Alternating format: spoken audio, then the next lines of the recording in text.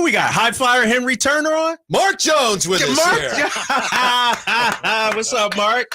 Hey, man, I just don't talk about it, man. It's 62. I'll still go out there and rip somebody's heart out once in a while. Not so long, just a little bit. Oh, so you're not a studio gangster then? That's what you're telling me. No, man. I was 14-6 every game, man. Straps on defense. Straps are us. Call me. Who was your what NBA player that we would know was kind of comparable to what you were, Mark? Oh boy, I would say oh boy, that's a great question. We can come back to it if you want more time to think about it. Yeah, give me a little. You got it. Give me a little CJ McCollum. Oh, a little CJ. Shifty with it. The crossover was nice. You had the three ball like that too. Yeah. Back in the day, before like cats nowadays, they get away with a little bit carrying the ball. I'm not saying that everybody does, but that's back when a crossover was a crossover. You know what I mean? Yeah. Tim Hardaway's crossover for me, the UTEP two-step, that's the last dying breed of the real. Not the Iverson one. Not the Iverson. No, Iverson, he get his hand under the ball a little bit. Yeah. But anyway, I'm not hating. I'm just saying. So he can talk it and he can play it. Yeah, Mark Jones. Hey, listen, I did represent Canada in international basketball competitions on the under-17 team a couple times, and really had a great time doing that. And basketball has brought me all around the world, man. I've really enjoyed my journey, on the court and behind the microphone. So, yeah, I'm a blessed guy, no joke. Well, we appreciate your time, Mark. Wanted to ask you, what were your first thoughts when you heard the news break Friday that, it looks like the Kings and Mike Brown have tabled extension talks? You know what? It's just kind of the course of business sometimes. Negotiations are sometimes going to be acrimonious. Sometimes they're going to be extremely easy. And sometimes it's going to be right in between, or it's going to vary from one end of the spectrum to the other. So, we've got a little bit of time, and, I wasn't surprised and I wasn't disappointed. And I just think at some point it's going to play its way out the way that it's meant to be, because it usually does in this business. But I will say one thing, to quote, the famous line, I like to say, hey, the price of the brick going up because we saw what Ty Lue got yesterday, and, Ty has an NBA championship on his resume, but, you look at Mike Budenholzer, you look at the marketplace now, and, Steve Kerr is a little bit of an outlier at about 17 a year. I'm down in Miami right now. Spo, the guy right across the way from me, he got, right around 15 a year. So, coaches' salaries have escalated en masse of late. And there's a new marketplace that's in the process of still being set. So I'm interested to see where this all lands. Hey, Mark, we'll get into the offseason here in a minute. Just give me your thoughts on the regular season, 82, picking up 46 wins, making the play-in, but not making the playoffs. How would you gauge the Kings' season this past year? A mixed bag. The big qualifier for me, Kyle, is that, we ended the season with the sixth man of the year candidate and a starting shooting guard on the injured list, unable to play. And that's a big disclaimer. I know people are going to say, that's part of sports, but that was, I think, ultimately fatal for us when it came to trying to get into the playoffs and not making it out of the play-in tournament. We went from 48 to 46 wins. It's deceiving because the West got a lot better this year. Compare, the Golden State Warriors win total in the Eastern Conference to the Atlanta Hawks win total as the number 10 seed in the Eastern Conference, and in the West versus East, and you say, like, wow, look at the huge discrepancy there. And overall, it was a tough year, but I I'm from the Giannis Antetokounmpo school. There are no failures in sports. You retool, you pick yourself up, and you get back to it again. And I think that more importantly, Mike Brown, Kyle, you and I have seen it happen in real time, courtside, up in the studio, from wherever your vantage point has been at practices. We've seen it on the bus. We've seen it at shoot-arounds. Mike Brown has indelibly turned around the franchise culture that had been there the previous 16 years before him. And you, at some point, have to put a price on that. Mm-hmm. Yeah, Mark Jones with us, or as he's known at basketballreference.com, Maple McCullum. That's his Nah. Maple McCullum. Hey, actually, my teammates call me the straw because I stirred the drink. They Okay. call me Okay. the straw. Okay. Yeah, they call me the straw. Yeah. You talked about how much the West improved last year. How about looking ahead of the teams that finished behind the Kings last season, Mark? Which one of them do you think should concern Kings fans the most? And the West is still going to be difficult because, John missed the whole year, right, in Memphis pretty much.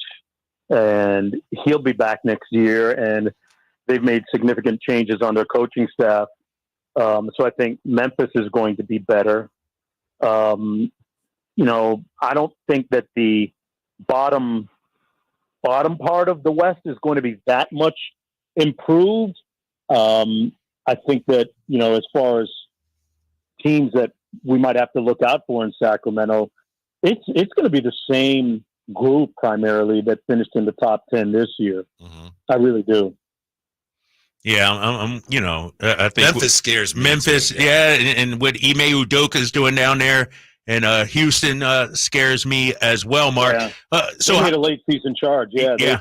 And they're going to be that much better next year. Yeah. They got some decisions to make on Jalen Green, who's extension eligible. Right. What do you think the Kings need to make that leap where we're not talking play-in but actual playoffs? Wow, a 6'9", 6'8" wing score that gives us a big-time third option offensively, Mm-hmm. and can also, guard just enough within the scheme that the staff was able to establish this year. I mean, guys, we ended up 14th in defensive efficiency. That's pretty darn good Mm-hmm. when you look at finishing 25th last year. But I would say that would be the primary need, is a lengthy wing scorer that will be able to play within the parameters of the offense that Mike and Jay Triano have established the last couple of years, the free-flowing Domas Sabonis heliocentric offense that involves a lot of DHOs and pin downs and movement off ball. And that's the tricky part, guys, is being able to find the piece that fits just right, because there are guys that can get buckets in this league that fit the parameters of what I just described as a player. But can you fit into a system where you don't have to take 4 or 5 dribbles to get it? You understand what I'm saying? Yeah. And that's the tricky part. And that's why all trades and all acquisitions that teams make sometimes don't turn out to be the fit that you envision it to be. Mm-hmm. Mark, I know that you're busy during the year covering the NBA. I don't know how much college basketball you get to see. Obviously, you know the game very well. But if Monty came to you and said, Maple McCullum, what do we do with this 13th pick? I mean, what kind of response would you have for him? You know what? I've always been a big fan of the Pat Riley school, going back to, not just his time here in Miami, but in New York, where I have no aversion to trading away draft picks unless you have a generational type of talent coming out, whether it's got to be a LeBron James. It has to be a Victor Wembanyama. It has to be somebody of that kind of ilk that makes me hold on to it, or at least somebody that's going to be a game changer. Otherwise, man, I'm about winning now, trading picks to get players who can help me immediately. Unless there's a guy in the draft that you potentially see coming in and being able to make the kind of contribution that Tyrese Halliburton made 3 years ago or Keegan Murray made 2 years ago, right? But if there's not that guy that you can identify, I'm all good with trading the pick, packaging a pick or two, and getting somebody that's going to put us in the top 6 next year. Because I think if you're not trying to win now, with a small degree of sustainability in the future, with an eye on that, if you're not trying to win now, I mean, you're not doing it right. I mean, worry about paying the mortgage later, man. Let's party now. Let's win now and worry about it. And plus, there's going to be a huge, with the influx of the impending new television deal, right? GMs have done their projections. So you can take on a contract that might look a little bit bloated now, knowing that, they're going to smooth in the new salary cap numbers this year, unlike they did the last television agreement, which allowed Golden State to get KD, by the way, if you remember that. They're going to smooth it in this time. But, with projections going up, some of those, $25 million a year players who you think might have inflated deals and might be of great value, that's going to be a great value in a few seasons. So that's where we are. No, you're right about that. Yeah. I'll trade the pick, man, unless you get a 4-year or 3-year guy, like a Jaquez who can come in and make all rookie, unless you get a Keegan Murray type that can come in and make an immediate contribution. Otherwise, it's all about player development, right? With the pieces you already have. Yeah. Mark, should we start preparing for life without Malik Monk? I hope not, Kyle. Yeah. I hope not, because, we all saw that the unique energy beyond anything else that he brings to the team, and, his scoring ability, had the most 30-point games off the bench this year for any NBA player. I don't think we're at that point, and I don't think we have to prepare for life without Malik. I would say there's nothing to indicate that he won't come back right now. But, he is going to be a coveted player around the league. When you look at teams like the team that's 3.5 hours up the turnpike from me in South Florida right now, the Orlando Magic, a guy that can give them scoring and playmaking, whether it be as a starter or off the bench. So, if I'm Malik, I'm thinking about playing with my best friend. I'm thinking about the resurrection of his career in Sacramento, playing a part of that decision. And sometimes it's not all about the money grab, although most times it is. If there's a small differential, then, hey, some of those intangibles, like playing with your best friend and playing in the place and being around people like Jay Triano, who, Malik, I remember Malik telling me his first year in Sacramento, if it weren't for Jay Triano, I would have lost my mind and probably been out of the NBA right now. Wow. Yeah. Yep. Yeah. Mark Jones, we appreciate your time very, very much. Enjoy your summer. Obviously, it's going to fly by. We hope to talk to you again very soon. Yeah, I'm off to the gym again tomorrow morning, man. Saw my guy Alex Len work out recently, and Chris Duarte's across the highway from me. I'm going to go watch him work out tomorrow. So I'm keeping tabs on all things Kings, man. I got it all scoped out. Guys. You have a good one, okay? All right, Mark. Thank you, Mark. All right, man. So, kind of an optimistic tone when it comes to Malik Monk. Yeah, how about that? Yeah, in contrast to you and me yesterday.